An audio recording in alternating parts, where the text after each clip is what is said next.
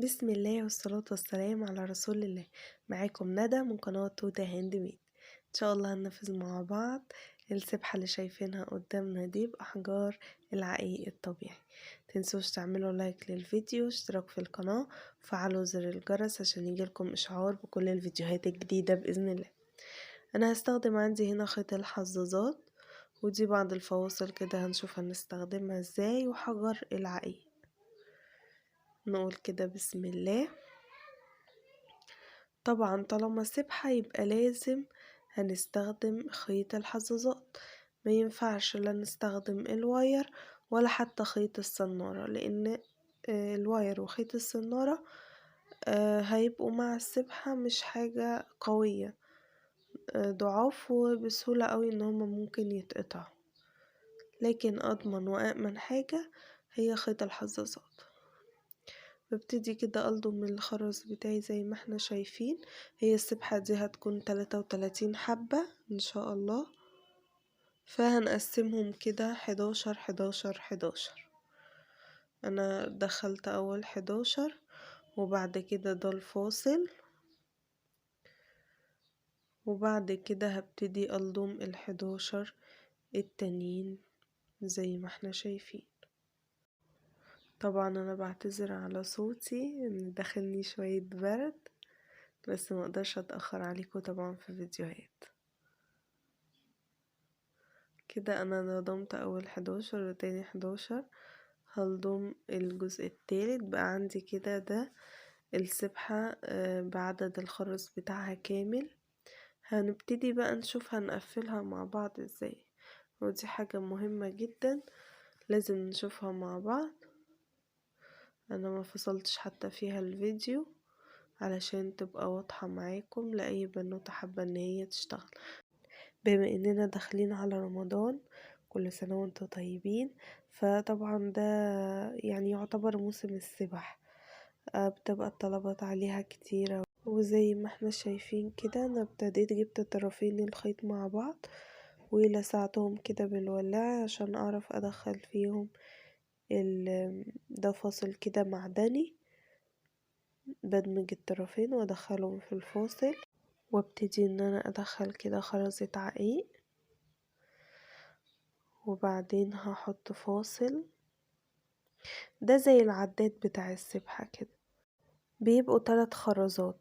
لان كل ما اعد السبحة او اسبح على السبحة 3 مرات، ده عندي كده 99، ومرة بقولها يبقى كده عندي 100، بحيث ان انا اعرف انا سبحت كام او استغفرت كام على حسب ما انا بشتغل يعني.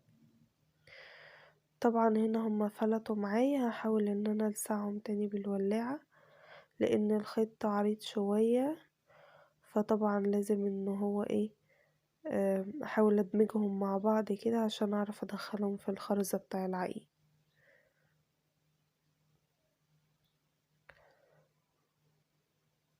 بالشكل ده كده. ولو في خرزة ممكن تبقى ضيقة او حاجة مترضاش تدخل يعني نشوف غيرها. الفاصل ده كان مسدود، انا لقيته مسدود فاخدت فاصل تاني، ودي اخر خرزة عقيق.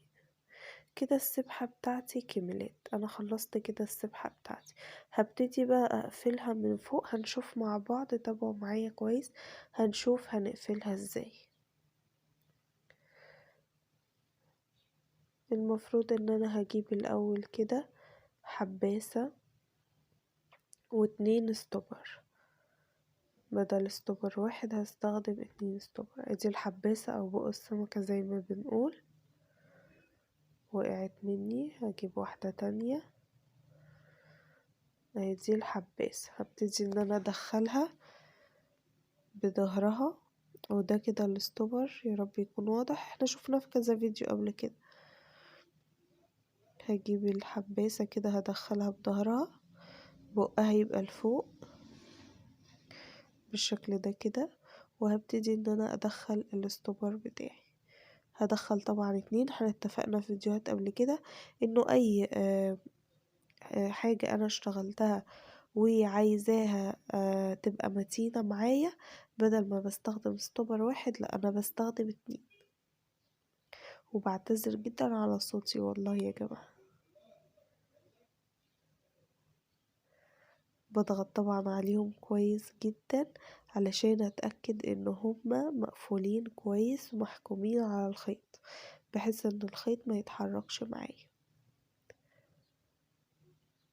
اقفلهم كويس، وبعد كده هبتدي اقص الخيط الزيادة. هسيب حتة بسيطة كده، هقول لكم هعمل بيها ايه دلوقتي، مش هقصه على الاخر. هسيب حتة بسيطة وهبتدي اجيب الولاعة والسع الحتة اللي انا سبتها في الخيط دي. الخيط ده لما بيتلسع بيتجمع كده على بعضه، بيعمل زي كورة كده على بعضه لما بيتلسع بالولاعة. فهو ده اللي انا عايزاه، الحاجز ده او الكورة اللي بيعملها الخيط البلاستيك لما بيتلسع بتلاقوه لم على بعضه كده. لما بيلم على بعضه بيعمل كحاجز، بيبقى فوق الستوبر، بيمنع كمان، بتبقى يعني دي حاجة تمتين اكتر، بتمنع ان الستوبر كمان يتحرك لو انا مش قافلة على الستوبر كويس. بس طبعا احنا لازم نبقى مأكدين ان احنا قافلين على الستوبر كويس. ده كده الشكل النهائي بتاع السبحة. هبتدي بقى، انا عايزة احط لها زي دلاية كده معدن، طبعا ده اسمه زرد. هجيب زردة كده وافتحها وابتدي اشوف انا هستخدم اي دلاية عندي بالراحة كده واحنا بندخلها، لان زي ما قلت لكم قبل كده ساعات في الحباسة الفتحتين بتوعها ما بيبقوش قافلين على بعض، فلازم ان انا ايه بالراحة وانا بدخل الزردة. انا هنا بحاول اشوف هستخدم انهي فصل معدني او انهي دلاية يعني. فانا طلعت لكم كده الدلايات اللي تنفع كلها عندي عشان تشوفوها برضو معايا، بس هو الفوكس للأسف مبوظ الفيديو. حطها لكم على ايدي افضل. اشكال المعادن والدلايات بقى في منها اشكال والوان، فالله خير حافظا. قل اعوذ برب الفلق، انا اخترت قل اعوذ برب الفلق. حاجات كتير هتنزلوا هتلاقوا اشكال والوان. وهقفلها بالشكل ده كده بس، وبقت عندي السبحة بتاعتي جاهزة. الدلاية دي محفور عليها قل اعوذ برب الفلق الصورة كلها، وطبعا في مسافة علشان الخرز يتحرك معايا اعرف اسبح. انا لو عندي السبحة ضيقة والخرز لازق في بعضه مش هعرف ان انا اسبح او اتحكم في ان انا احرك الخرز، فلازم ناخد بالنا من الحتة دي كويس. كده ده الشكل النهائي للسبحة. يا رب الفيديو يكون عجبكم.